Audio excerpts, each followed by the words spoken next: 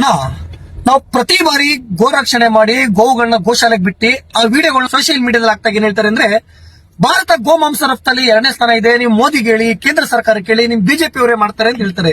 ಏನ್ ಹೇಳ್ತೀರ ಅದಕ್ಕೆ ನೀವು? ಒಂದು ಓಪನ್ ಚಾಲೆಂಜ್ ಗೋಪಿ, ಹಾ ನೀನೇ ಹಾಕು.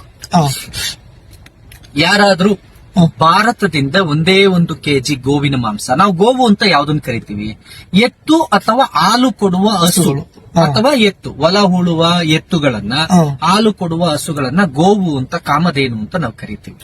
ಒಂದೇ 1 ಕೆಜಿ ಗೋವಿನ ಮಾಂಸ ಅಥವಾ ಒಂದೇ 1 ಕೆಜಿ ಎತ್ತಿನ ಮಾಂಸ ಭಾರತದಿಂದ ರಫ್ತಾಗ್ತಿದೆ ಅಂತ ದಾಖಲ ಸಮೇತ ನಮ್ ಮುಂದೆ ಇಟ್ರೆ, ದಾಖಲೆ ಸಮೇತ ನನ್ನ ಮುಂದೆ ಇಡ್ಲಿ ಅವರು ಬರ್ಲಿ, ಚರ್ಚೆ, ಬಹಿರಂಗ ಚರ್ಚೆ.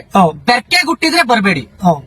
ಇಲ್ಲ, ನಾವು ಬೆರ್ಕೆ ಹುಟ್ಟಿಲ್ಲ, ಅಪ್ಪಂಗೆ ಹುಟ್ಟಿದೀವಿ, ಒಬ್ಬಪ್ಪನಿಗೆ ಹುಟ್ಟಿದೀವಿ. ನಾವ್ ಯಾವ್ದೋ ಸಂತೆಲೋ ಅಥವಾ ಫುಟ್ಪಾತ್ ಕೆಳಗೋ ಅಥವಾ ಮೆಜೆಸ್ಟಿಕ್ ಅಂಡರ್ ಪಾಸ್ ಅಲ್ಲೋ ಹುಟ್ಟಿಲ್ಲ. ನಾವು ಅವ್ರ ಅಪ್ಪಂಗೆ ಹುಟ್ಟಿದ್ರೆ ದಾಖಲೆ ಸಮೇತ ತಗೊಂಡು ಬರ್ಲಿ. ನಾನು ಪ್ರೀತಿಯಿಂದ ಆಹ್ವಾನಿಸ್ತಾ ಇದ್ದೀನಿ, ಚರ್ಚೆಗೆ ಬನ್ನಿ, ಯಾರಾದ್ರೂ ಸರಿ. ಸೋಷಿಯಲ್ ಮೀಡಿಯಾದಲ್ಲಿ ಬಾಯಿಗೆ ಬಂದಂಗೆ ನೀವು ಸುಳ್ಳುಗಳನ್ನ ಹಬ್ಬಿಸೋದಲ್ಲ.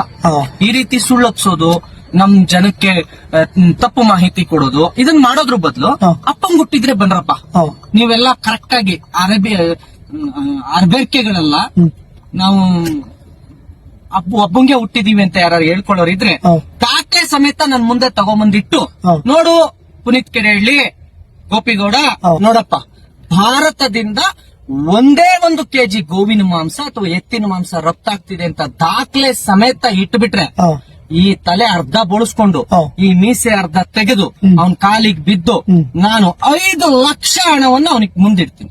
2014ರಿಂದ ಇಲ್ಲಿವರೆಗೂ ಒಂದೇ 1 ಕೆಜಿ ಗೋವಿನ ಮಾಂಸ ರಫ್ತಾಗ್ತಿಲ್ಲ ಗೋಪಿ.